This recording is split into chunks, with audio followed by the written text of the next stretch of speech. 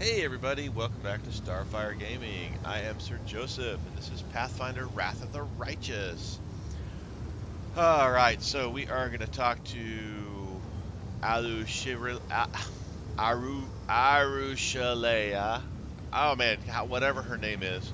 We're going to talk to her, get her hopefully finished up on this little quest of hers. Go into the caves there. Hopefully that's where we'll find the crystal that we need. Then go back to the tower to talk to the Storyteller, and we will grab the little assassin guy and go into Willodus's house as well.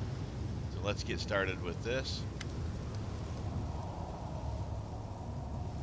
Aroshalea looks at you and smiles sadly without saying a word.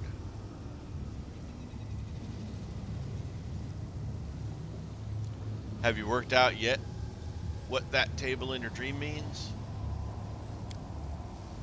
Not yet. I keep going back there to examine it, but it's still just a simple wood table. What can it possibly signify? Alusharia shrugs. It's a mystery. Perhaps I'll be able to solve it when we get back to Galorian. It's not very easy to dream here in the abyss. Alright, I have to go. I'll be watching you.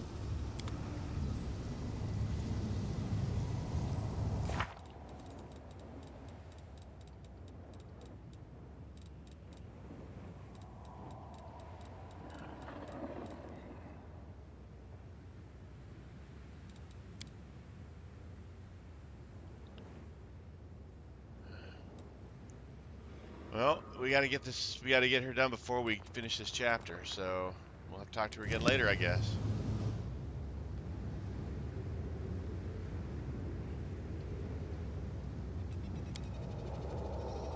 Alright, so we're going to go into the caves, see if we can find this crystal.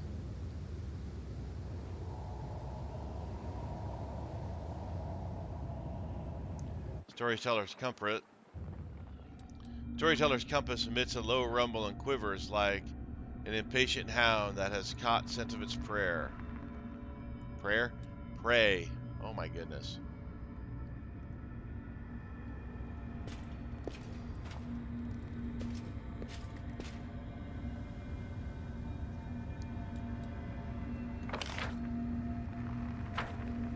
Now let's go down. Oh. Taking a party to go down there. Okay, hold on a second.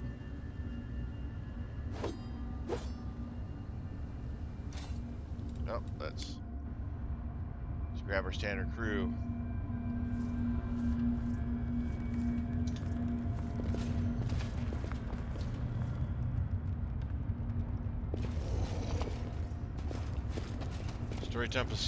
Storyteller's compass buzzes periodically, emitting a grinding screech that shakes hard, and you can barely hold it. The crystal is very near.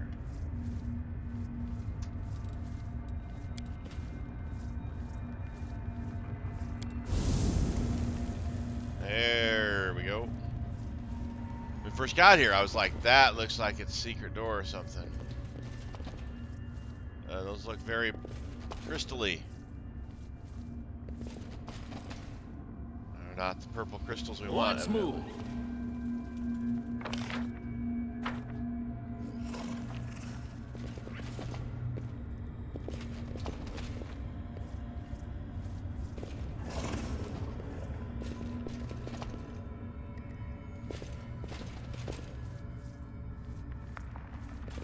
I sense something.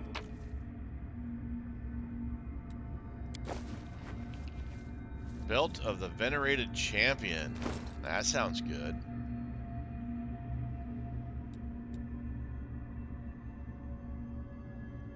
Where did it go?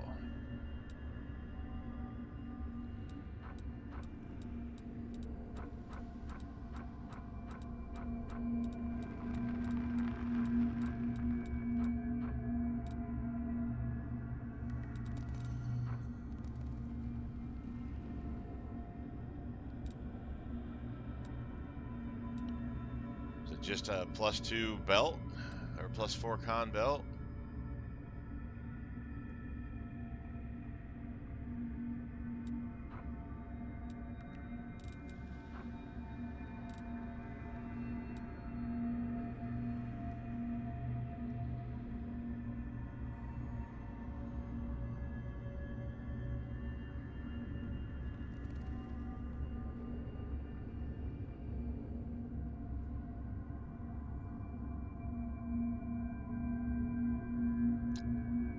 Bit of 4-con belt.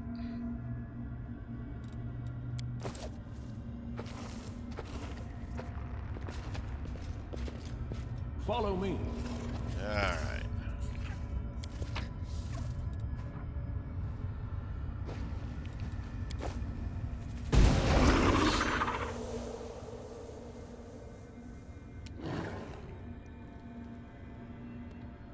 Crystals. I will resist.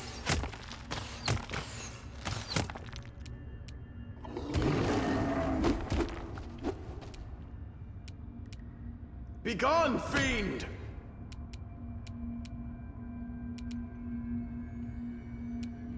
You've crossed the wrong mongrel. The Inheritor, guide my blade!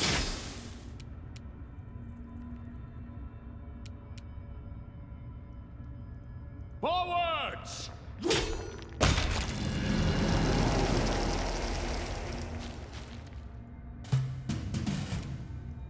Prepare yourself.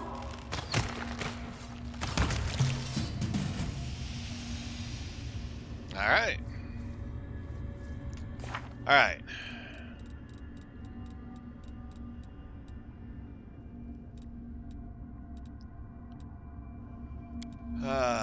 Third wheel. Okay, that's the thing we got to kill.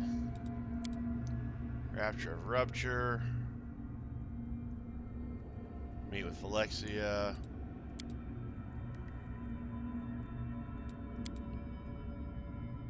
Now we got to go back to the Storyteller.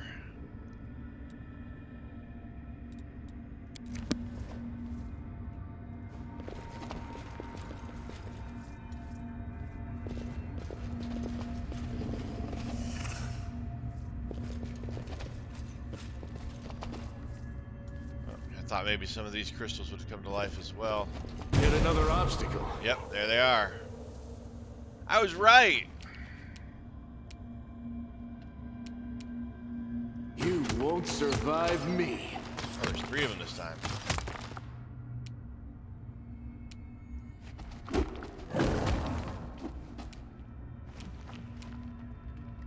Desna, guide my hand. Oh wow, a lot of guys were stunned there. Fall!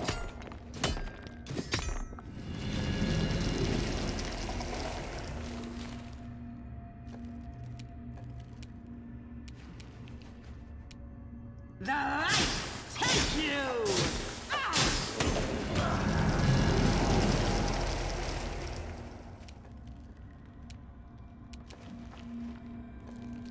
Endure this!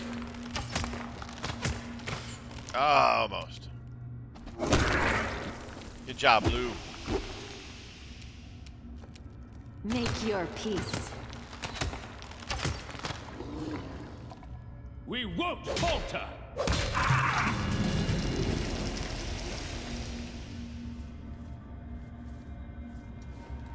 Rely on me. My will is resolute.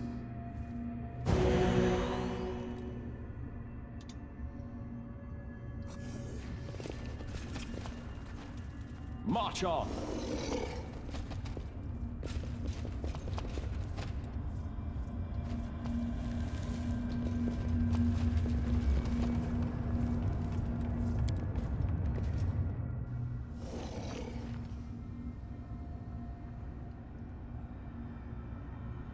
Alright, we're out of the party again. It's like, hey, we're back still in a party up here. That's weird.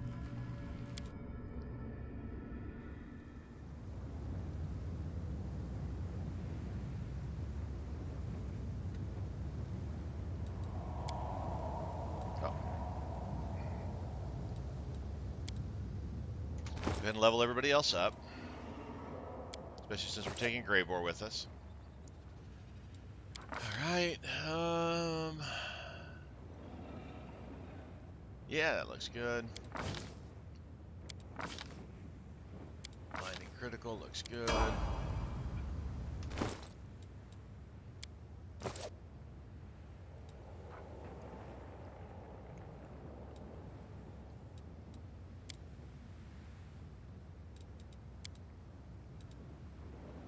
Hell Knight, he can only go up to level 10. Let's do Hell Knight level.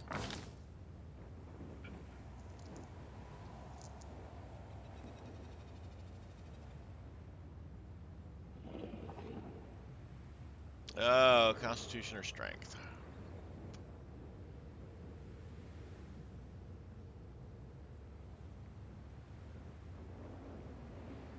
Let's do Strength.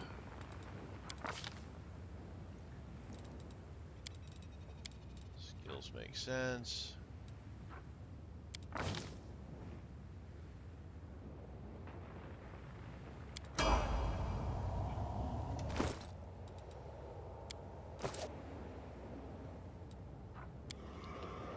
Oracle. That makes sense. Those are fine. Soul Reaver is fine.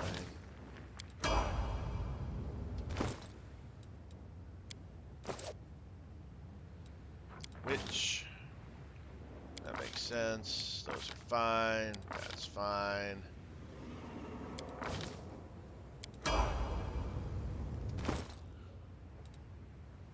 Wolgiff.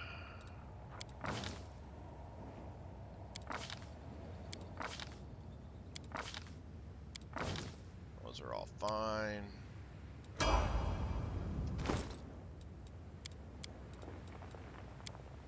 Camellia.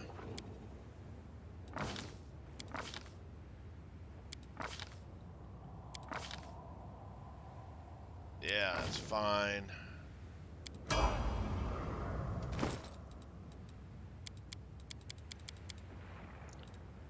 Okay, spellbook.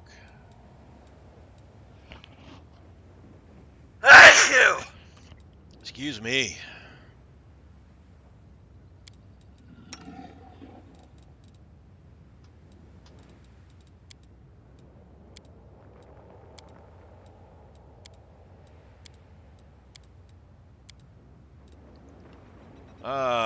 Let's see.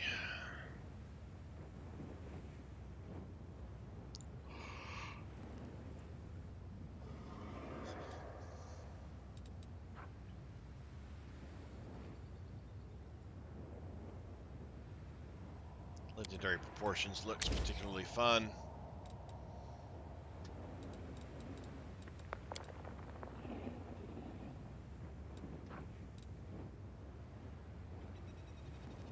And we'll grab Summon Nature's Ally.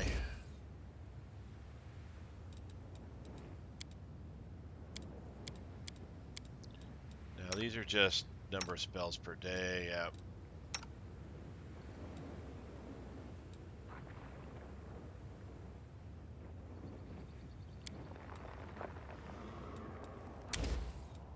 Take one of each of those.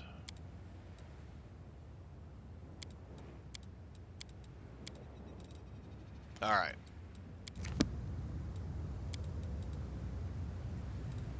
So we're going to take Greybor.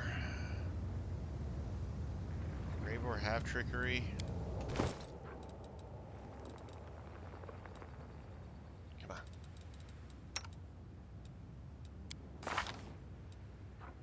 No. So we've got to keep Sela, or Alushinria.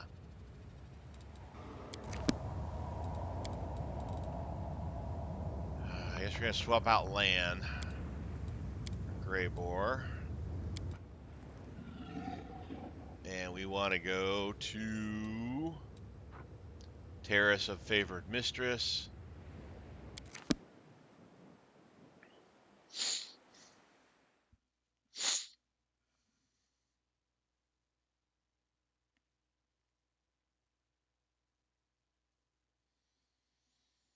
I miss having those two archers. Those guys dealt out a ton of damage.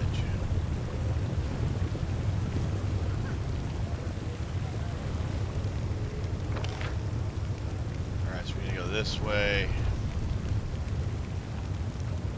The House of Wicked Knowledge first, then to the Mage's Tower.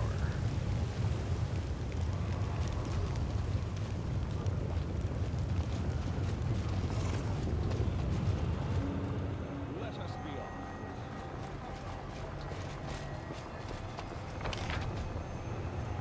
We went down the wrong path. Okay. Go over this way.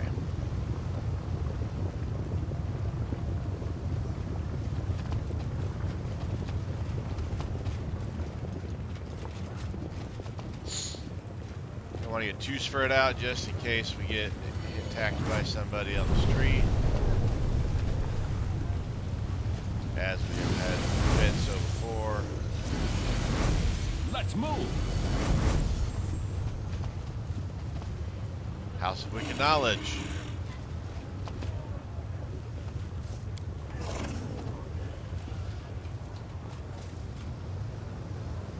This lock is familiar. These locks are used by monster traders from Katapesh who want to ensure their most prized beasts stay in their cages. It can't be forced, but one delicate twist of a knife and done.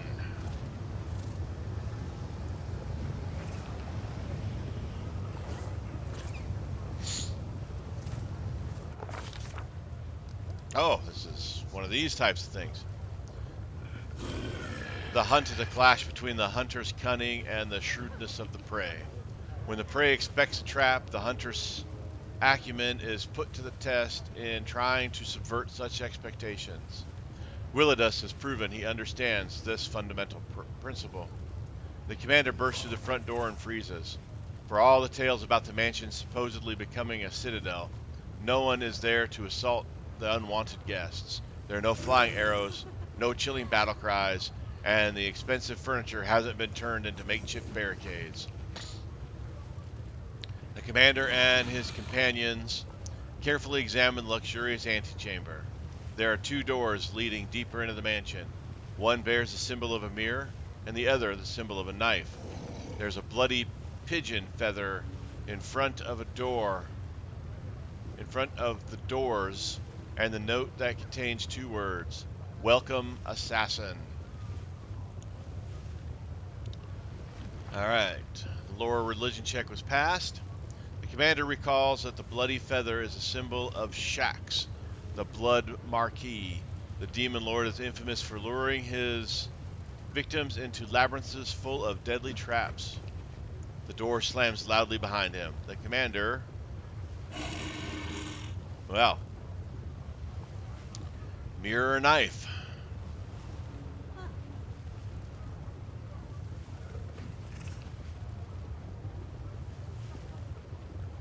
Let's open the knife door.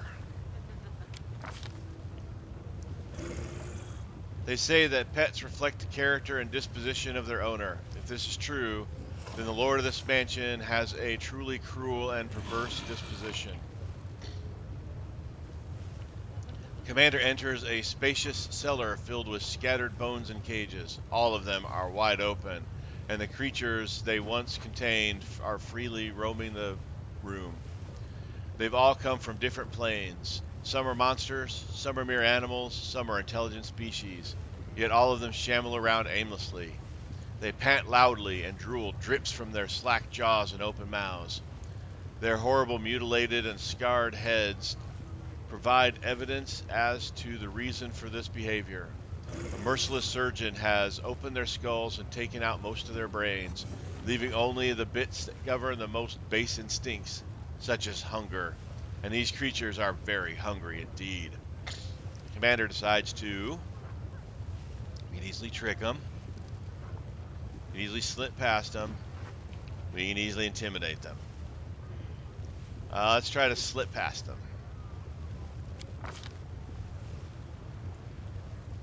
We succeed. The monsters have lost most of their brains, and therefore most of their mental acuity. Sneaking through the shadows and hiding behind the massive cages, Joseph Starfyre quickly gets past the roaming monsters without attracting their attention. 3 doors lead from the cellar, and its oppressive stink of blood and decay. The commander decisively reaches out for one of them marked with the symbol. We got a mirror, a tooth-filled maw, and a pair of scales. Let's go with a pair of scales. No matter how gleefully the lord of this place mutilates flesh, he is first and foremost a scientist. and a scientist by definition is a madman who can put to shame any giggling maniac with a knife. Therefore, it comes to no surprise that his laboratory is furnished with care and order, and there is no hint in the tawdry luxury found in the other rooms. There is a multitude of flasks and vials and potions resting on the tables, and the cupboards are full of jars containing brains of all shapes and colors. As soon as the door closes behind the commander's back, a huge silvery outclave opens with a wheezing clang, emitting a wave of foul-smelling brine. A hideous homunculus, covered in glistening slime, crawls out of the alclave. Its liquid, malleable body constantly grows new limbs, eyes, and mouths, absorbing the bits and pieces it no longer requires. It seems the monster can't decide what shape to take. It stares at the commander with malevolent intelligence. It seems it has better mental facilities than most alchemically produced creatures. The homunculus giggles repulsively as it grabs a vial full of acid and aims it at the commander's head. Okay. Start throwing flasks of potions at the homunculus while trying not to touch any of the really dangerous substances. Okay, mobility. Attacks the nimble monster, hoping to corner it and finish it off. Intimidate, decide to scare it off. So we can succeed the intimidate, we can see the arcana. Let's do the intimidate. Joseph Starfyre takes a deep breath and produces a terrifying roar. The homunculus wails in 3 different voices and flees rapidly. Its multitude of thin little legs meld to produce 2 stout, muscular ones before turning into a flexible tail of a snake. The homunculus finds a narrow hole and crawls inside. It continues to whimper as it peers out with its saucer-like eyes.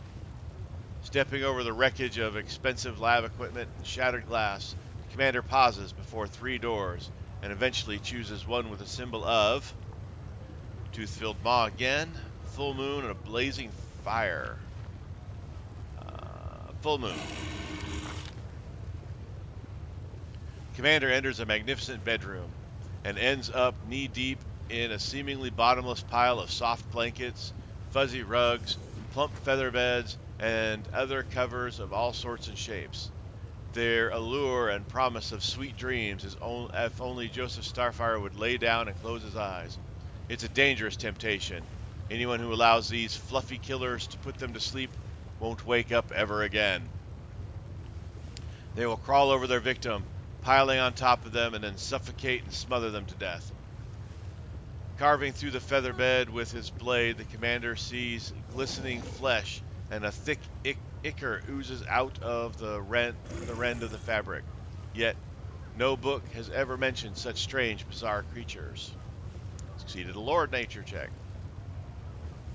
The commander can only guess that this is the result of a strange experiment on some predatory swarm organization that digests itself or disguises itself as something harmless and then preys on those it lures close. A mimic! The commander decides that the best decision would be carve a path through the room with the blade. Now we would need a 4. Mobility, start a fire and escape the room using the flame as a distraction. We would need a 2. Lore, nature, try to find and destroy the leader of this strange swarm. We would need an 8. So mobility is our best shot. Succeed! The lamp that the commander has torn from the wall explodes. The burning drops of oil rain down on the rugs, setting them alight in seconds. Soon the entire bedroom is aflame. Rugs and blankets writhe in agony like living creatures. They crack and burst open, spewing hot blood. The sickly sweet smell of charred meat fills the room. Trapped in the terrible fire, Joseph Starfyre keeps his nerve and discovers a route to safety while avoiding the scorching flames. 3 doors with different symbols lead from the master bedroom. The commander decides he would rather take his chances behind the one with. It says 3 doors, but only 2 show up. Let's do the blazing fire, going from one fire to another. Commander finds himself in a long stone passage. No traps are triggered by his careful steps, yet at the end of the passage, his vision grows blurry. The illusion of safety falls apart like a house of cards, revealing an endless fiery field, ashen mountains, rivers of lava, and magmatic volcanoes. Hot wind scorches his face. It is not difficult to conclude that this deadly place is the elemental plane of fire. Ash and volcanic rock tremble beneath the commander's feet, but walking on it seems safe enough for now. The only escape route is the distant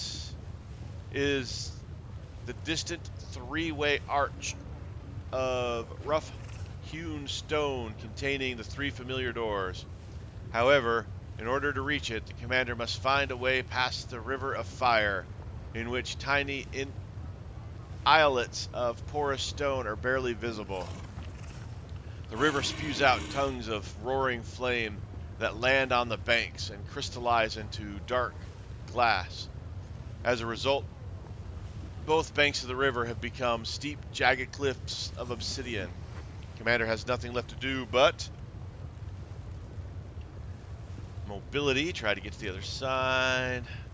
We would need a 2 knowledge. That one would be success automatically. Walk the bank looking for a ford. That one would also be automatic. Let's go with walk along the bank looking for a ford, guided by his knowledge of interplanar travel. Success! Joseph Starfyre remembers a few tales of travelers who have survived the plane of fire and decided to venture forth along the fiery river's bank. The trek is long and dangerous, but after a couple of hours, he finally finds what he's been looking for, a strip of hardened black glass arching across the stream like a stream of lava like a volcanic bridge. Joseph Starfyre carefully makes his way to the other side using the makeshift bridge and climbs up to the stone arches. After reaching the storm portal, the commander has to decide which of the 3 doorways to enter. Eventually, he settles on the one with the, well, boiling cauldron. We'll keep the hot theme going here. It was a kitchen. That's kind of what I thought. The commander walks into an enormous kitchen. There are massive cauldrons with shiny, polished sides, and a tiny green flame flickers within a magic oven. The aroma of delicious spices beckons from the countless cupboards and shelves that line the walls. However, as soon as the commander enters the room, the cauldron's lid flies up into the air, blown off by a powerful explosion. A nasty grayish-pink slime oozes out of the open cauldron, swelling up like dough. The slime flows down onto the floor, gathering up into massive clotted clusters. That was harder to read than it should have been. Which begin to crawl towards the commander. Joseph Starfyre has never seen or read about such a creature. Then we pass the nature check. It is reasonable to suggest that this was the outcome of a complicated and perverted magical experiment. The carnivorous slime was captured in a cave, subjected to magical transformation, and fed entirely with brain tissue. Alright. Use magical device. We could burn the monster in the magical oven. Nature, we would need an 8. Perception. Alright. Let's just search for a safe escape route. Joseph Starfyre notices meat hooks on chains that are connected to a beam on the ceiling. He deftly climbs up and triumphantly looks down at the slime that now rolls along ferociously, unable to reach its escaped prey. The narrow beam leads to the kitchen's exit, a useful escape from the trap. 2 doors lead from the kitchen, where it is apparently easier to be eaten than to eat. The commander chooses the one that is marked with the... let's go back to the full moon. What used to be a luxurious bedroom is now a smoldering ruin. There's a knee-deep layer of ash on the floor. The walls and ceiling are blackened with soot. Alright, back to the blazing fire. Commander steps through the door and enters the boundless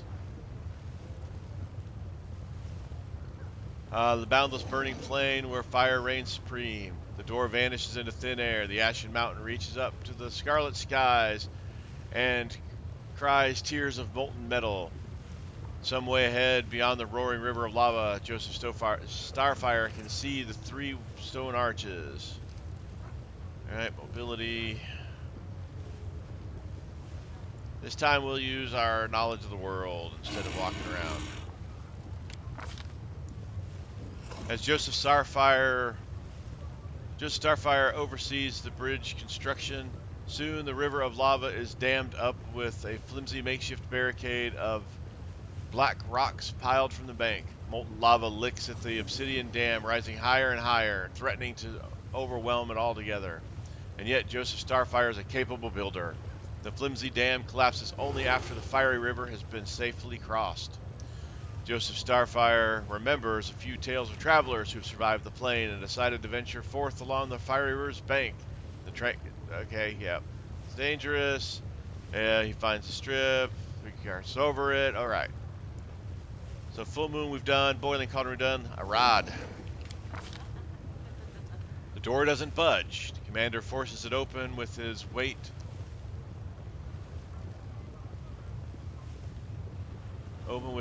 And enters the same hall where his dangerous expedition first began. A cozy, comfortable setting in no way hints at the nightmares that awaited the commander inside the mansion. The door outside is wide open, and through the doorway, dark figures can be seen clutching weapons. All of this was nothing but a warm-up. The final decisive battle is still to come. Commander prepares for a fight as he steps outside the accursed mansion.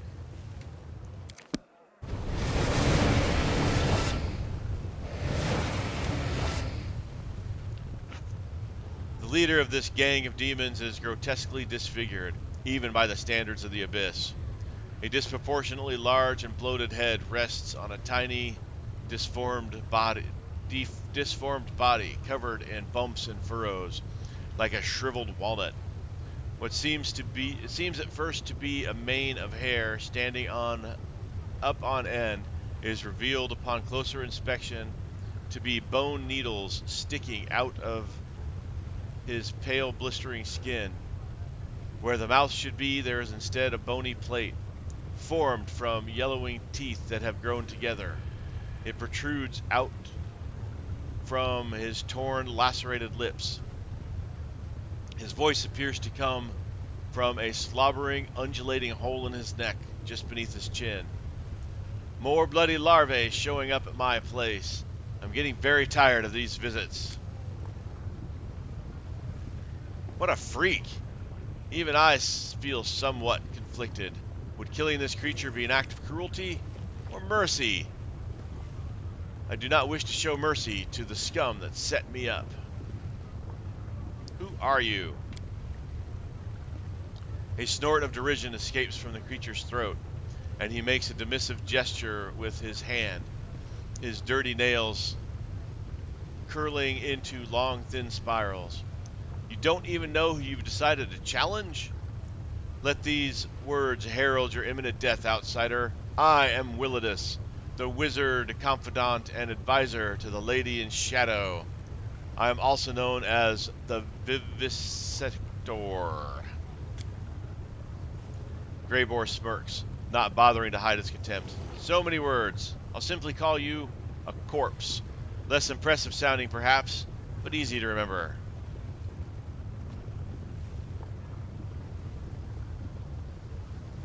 Why did you turn your house into a trap? I was expecting assassins, and therefore I prepared a warm welcome for such guests. I trust that you appreciated my vivarium. When I'm finished with you, you'll become new decorations for my palace, and another test for those who follow you. You will be mine. Some of you will be mindless pets, and the more attractive ones, I may use you to meet other needs. The monstrosity giggles lecherously, and the sound is shrill and repulsive. Like metal against glass. Did you create the monsters I found in the mansion? The demon cackles with glee and replies scornfully, You call them monsters, silly boy? What can you possibly know about it?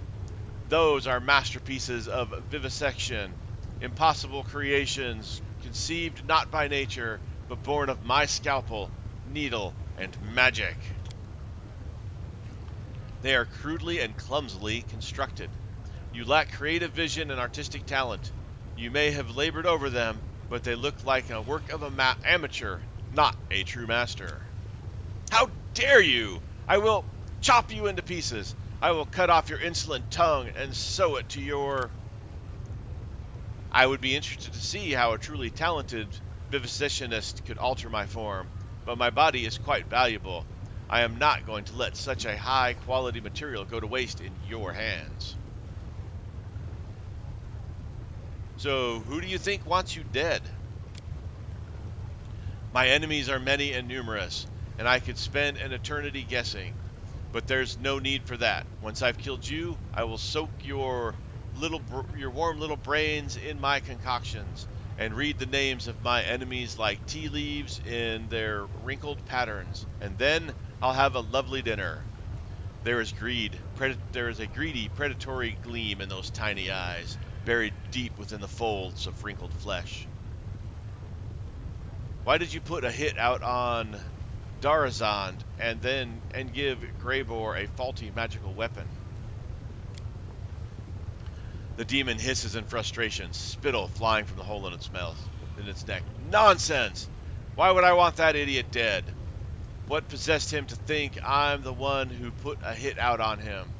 And how dare you pathetic amateurs even think that a scheme of mine might possibly fail? If I truly wanted to kill Darazand, he'd be long gone. But no, I don't give a damn about anyone from that swarm of locusts. I expected such an answer. For some reason, whenever I corner these scoundrels and demand a reckoning, none of them are brave enough to own up to their crimes, and they never go quietly while I slit their throat. What do you think, Greybor? The dwarf shrugs and says thoughtfully, Usually I'm quite capable of detecting lies, but this ugly wretch is impossible to read. And why does it matter anyway? Even if he's not lying, we'd do well to get rid of him. He just tried to kill us in his mansion. Besides, will you ever sleep knowing this monstrosity's alive somewhere? Your words reek of deceit. The demon's cloudy eyes flare with anger, and his smug giggles give way to low menacing growl. Soon we shall find out what your tiny, ridiculous, worm-eating brains smell like. Kill him! The dwarf grins ominously, and he looks at the demon. And as he looks at the demon, there is no mercy in his eyes. I won't lie. I've been waiting for this moment. Tomorrow morning, my reputation will be spotless once again. Sweet dreams. Let's make this quick. All right, what do we got?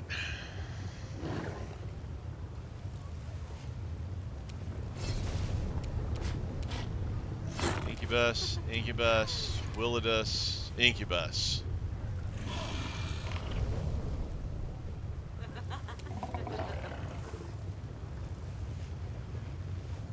Yep, 3 Incubuses and a Willodus. Let's hit Willodus. I will resist. Willodus was easy to kill. All right.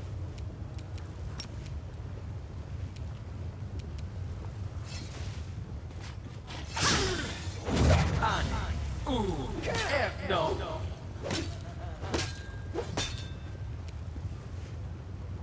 Simply business.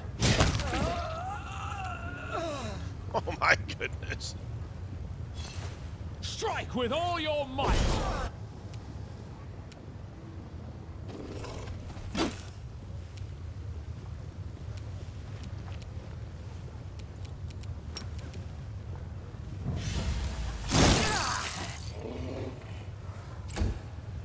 I mean, I was gonna cast a I will spell, but bring I'm like, down the divine wrath. Ooh, F no. Onyx. Ooh, F no. Prepare yourself. oh, that was some terrible rolls. Into the fray!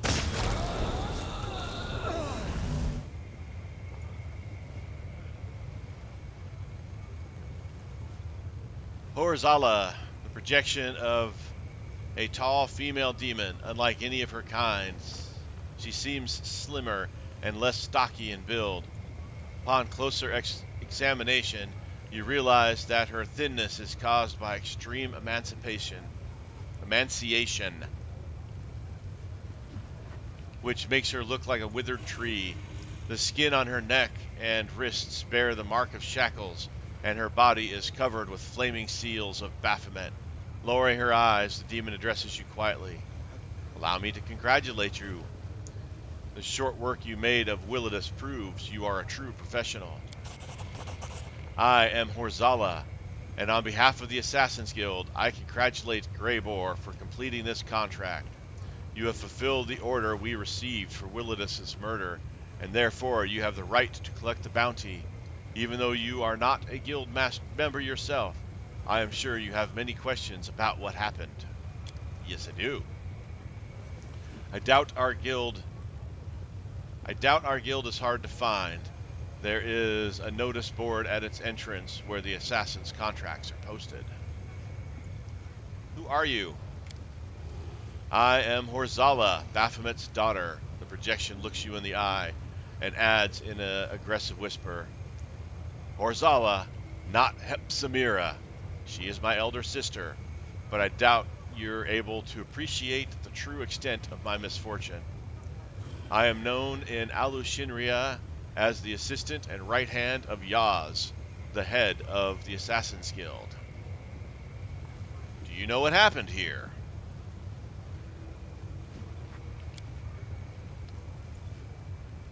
I may know a thing or two, but we should discuss these matters inside the guild, not in public. Who's going to overhear us? The corpses? Why don't you come here and speak to us face to face instead of projecting an illusion? Or are you afraid we won't like your answers and will make you join Willodus? At the sight of the demon's sour expression, Greybor gives an aggressive snort. We'll pay a visit to the Assassin's Guild soon. Thank you for your answer. The bounty awaits you. I'm not sure what reward awaits us, but I truly hope it's a considerable sum of gold and not a meager payment served up at the end of a blade.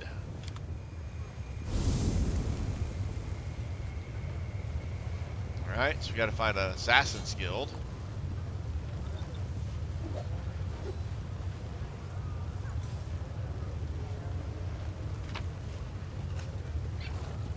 Let's see, what do we got here?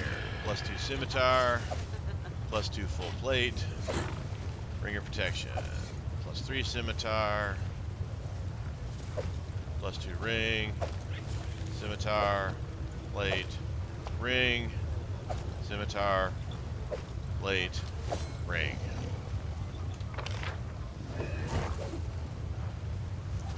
Alright, Assassin's Guild might be in this area here, or might be somewhere entirely different. Might be back in Galorian, for all we know. Alright. Follow me.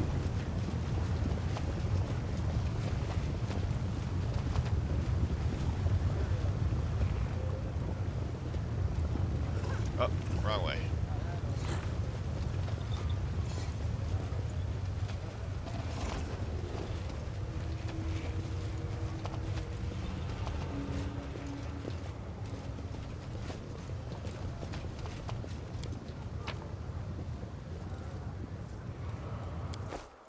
Into the Mage's Tower.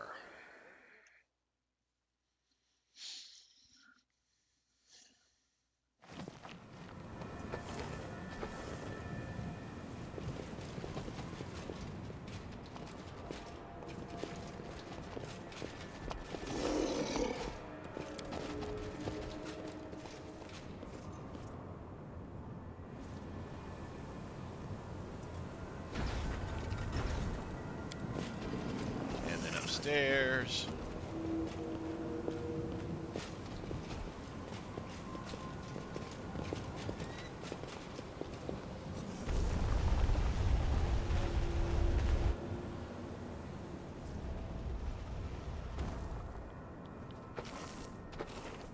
March on. And then to the door.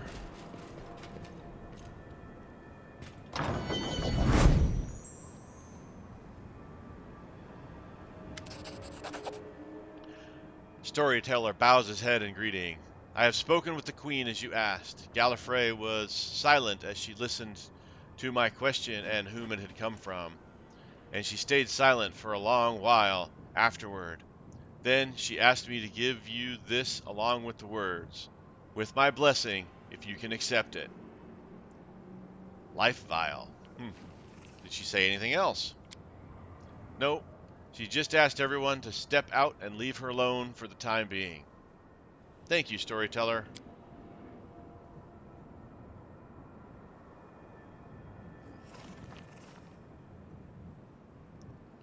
I need to replenish my supplies. I got something for you from Galorian. Take a look.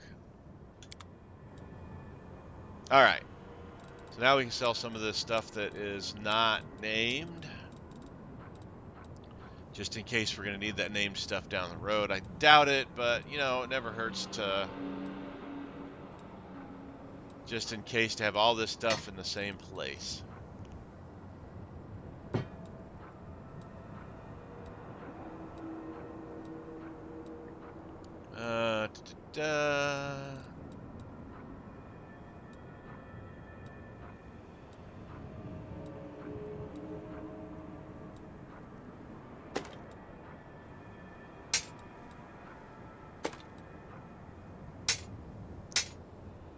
Come on.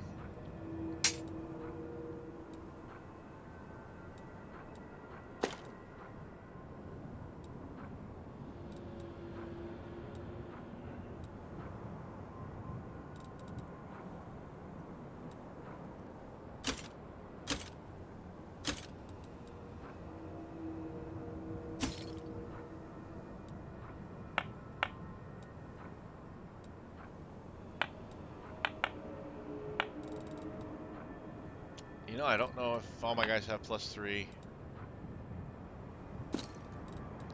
Let's hang on to these. I don't think I've gone. There's that belt to the venerated champion. +6 Constitution, where it earns +2 bonus to Fortitude and saving throws, and a +1 insight bonus to AC against evil creatures. We'll probably put that on blue. Alright, and then let's just kind of drop out a bunch of this stuff.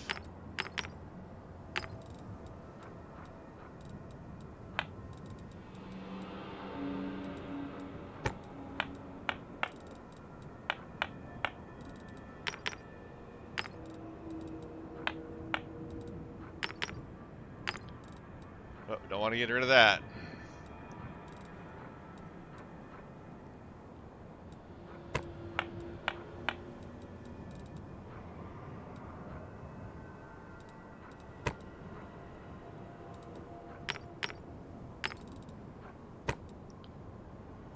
Alright, let's see. We want all the potions.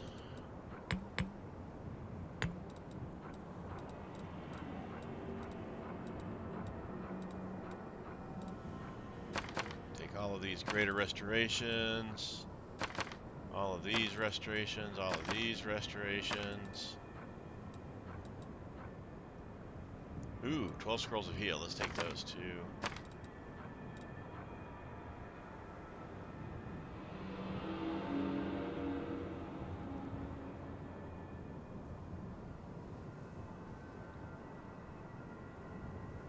I have no clue what that does.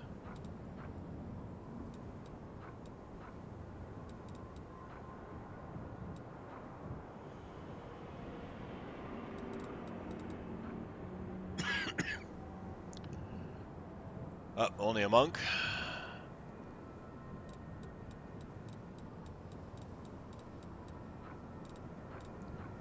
Dragonfall.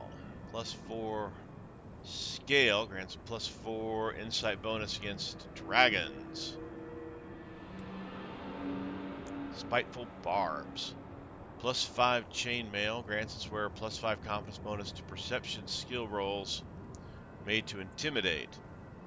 Whenever the wearer suffers 10 or more hit points damage from a single ranged attack, they gain a +1 morale bonus. On their next melee attack, they deal additional 2d6 piercing damage. Huh. Alright. We got everything we need out of that. Hand over the Naharindian crystal. Take this crystal. What do you see?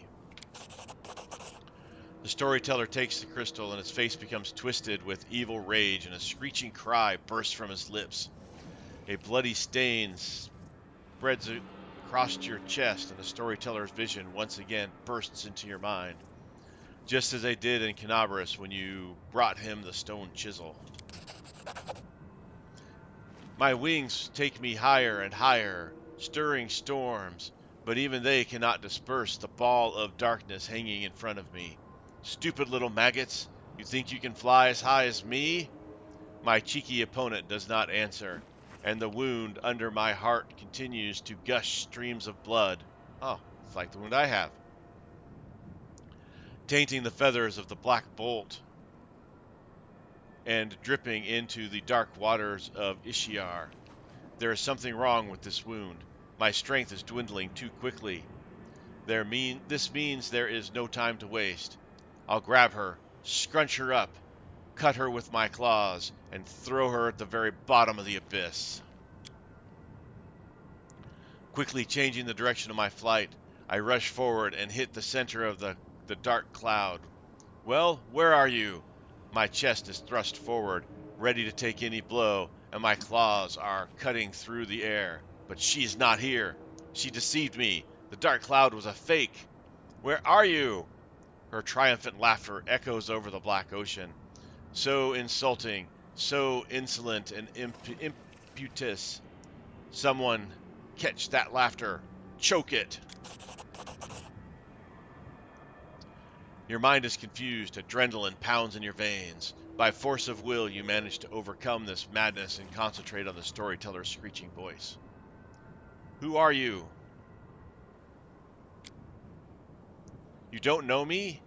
I am the demon lord Alienthea, lady of harpies, sweet-voiced mistress and seductive peril. My wings can embrace a mountain, and all in the abyss know my name. Who are you fighting? That pathetic upstart, Nocticula. She attacked without warning and wounded me, and now she is hiding in her shadows, thinking she can get away from me. Your pathetic leathery wings can't compare to mine.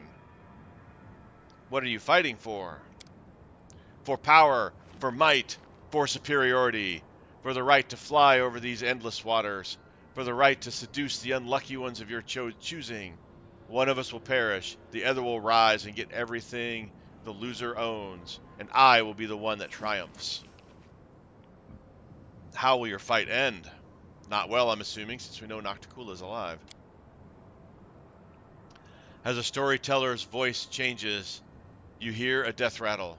She will win, overpower me, weaken my spirit, and my body will drop into the waters of Ishiar. The elf's voice becomes lower and lower, becoming denser and stronger, like a stone that has decided to talk. From now on, I am blood. I set and thicken. I grow firmer, stronger. I crystallize. I gain edges. Power lies dormant in me, and I lie dormant in the dark. Ooh, this is her blood. Failed will check. The storyteller's heavy words, like massive mauls, crush your soul into the dark abyss. They lie on your shoulders, pushing you down deeper and deeper. You don't want to breathe or live. You just want to lie down and never wake up.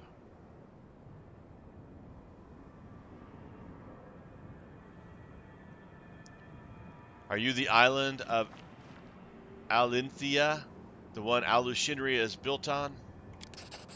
Yes, my body has become stone. My stone turned to firmament, and the power hidden in it made it expand and swell. I am the island and everything hidden within it. I thought the souls of demon lords went to the rift of rapture, or rift of repose, after death. Yes, but not me. The one I used to be. She was supposed to go to a secret place, but someone stopped her, locked her in this body. She didn't want those who fell at her hand to return. She found a way to lock their power in their remains, and their power is still there. Where are you? I'm lying in the ground, in the depths of my paths, in the depths my paths are laid. I am asleep, waiting for greedy hands to touch me, gather me up, take their power for my own. What will happen to you next? You will take me out. Your hands will take me out of the cavern, the storyteller's voice calms. This is where the road to the past, the one open to me, ends. It leads to this very moment, but I see something else. The future, a possible future. Droplets of spittle fly from the old elf's mouth.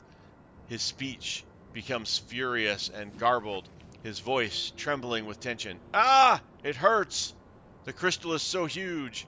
She is implanting it, sewing it into living flesh, my flesh, and it oozes power, soaks my flesh and blood, glowing in my veins. I am rage. I am agony. I am violence made flesh. Overcoming the scarlet rage seizing your minds, you get through the stream of insults and mangled words flying from the storyteller's lips.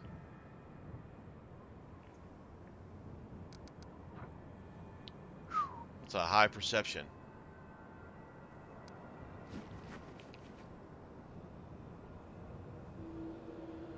Who are you and whom do you serve?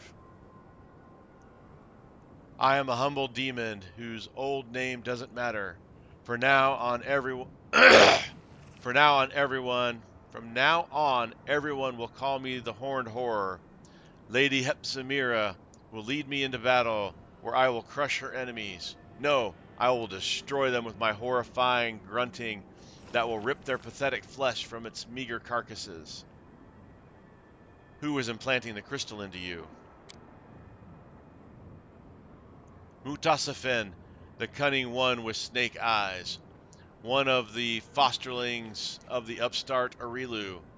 My mistress Hepzimira ordered him to do it. She has many such crystals. I am not the first or the last to have had this done to them. Mutasafen is a weak and mortal spawn, but even he improves with practice. You see, I am alive, unlike the pathetic unfortunates who went first. Listen to the storyteller's voice. Try to understand why it's trembling. Failed, dang it. In the unknown demon's voice you hear pain, fear, and something else. Something vague, but surprisingly familiar. Enough, storyteller.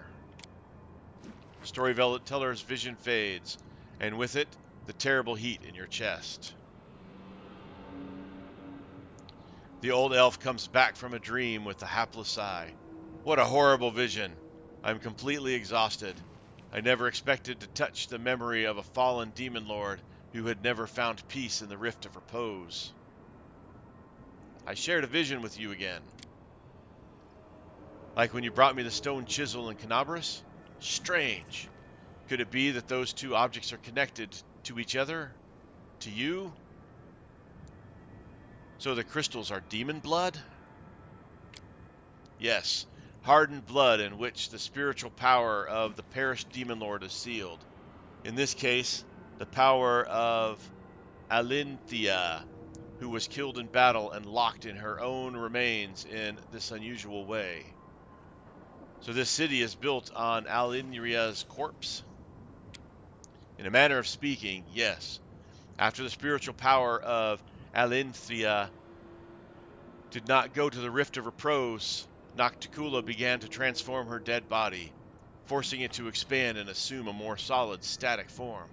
I can only guess what a nightmare this imprisonment was for Alinthea's spiritual essence. How can this stone grant powers? I suppose that it happens as a result of some merging process, after which the unspent power of a demon lord will literally flow into the body of the one who uses the stone. What is the Rift of Repose? That is where the souls of fallen demon lords go.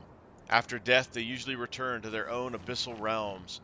But if death finds them again before a year passes, the abyss bumps them into its cemetery. In this stone rift full of fog, the soul of the grand demonic dead turn into stone statues and stand for all eternity, slowly becoming threaded with cracks and gradually falling into ruin. It is a kingdom of decline and decay, and a visit there might serve as a good lesson to those who believe in their own might and deem themselves invincible. Everything is clear to me now. The old elf gives a sudden jolt and says, I have a brilliant idea. The stone knife you showed me in Canabras, do you still have it? Can I examine it? Hand over the stone knife. Frowning, the storyteller stands for a while, holding the knife. Finally, he returns the weapon to you and says heavenly, no question, the knife is made from Naharindian crystal. No, not made. This stone is the hardened blood of a demon lord, and, considering you found it in the square in devastated Canabras, the blood certainly belonged to Discari and was shed in battle.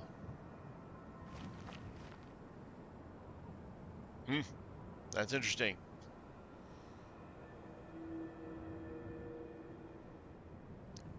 I want to spend the night here. Of course. I assure you it is completely safe. This place is securely protected against demons. Oh, 14 hours. Guess I'm resting.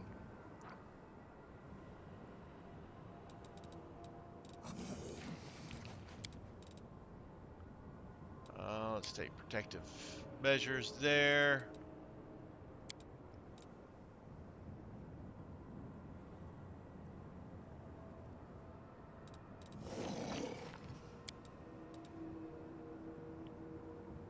Ah, he gets a +1 for that. All right.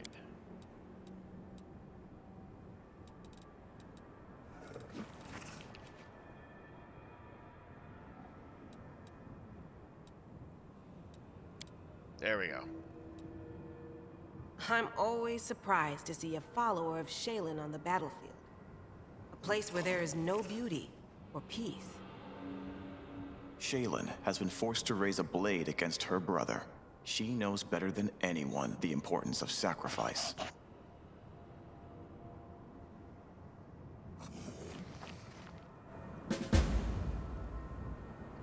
Conversation with Woljif. All right, Woljif wants to talk to us. All right, but we are now past that hour mark, so let's call it here. Thank you so much for watching. I really do appreciate it. Leave a comment, subscribe, leave a like, all that fun stuff. I appreciate all of it. Again, thank you for watching. I have been Sir Joseph. You guys have been awesome. Until next time, stay safe out there, and I'll talk to you later.